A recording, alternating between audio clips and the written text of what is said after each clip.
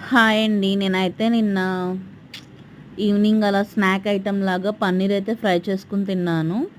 ఎట్లా అంటే చాలా సింపుల్ అసల.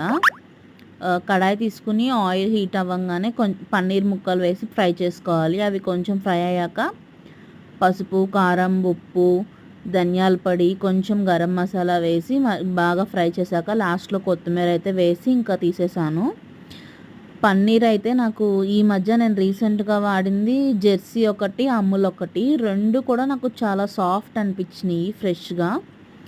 అండ్ నేను తినేటప్పుడు గూడా ఆ పన్నీర్ పీస్‌ని ప్రెస్ చేస్తే చాలా ఇదిగా స్పాంజ్ లాగా భలే మెత్తగా ఉన్నాయన్నమాట.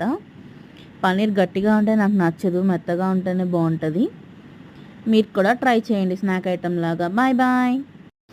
హాయ్ అండి. నేనైతే నిన్న ఈవినింగ్ స్నాక్ ఐటెమ్ లాగా పన్నీర్ అయితే ఫ్రై చేసుకున్నాను. ఇది చాలా సింపుల్ అండ్ మనకి చాలా ఈజీగా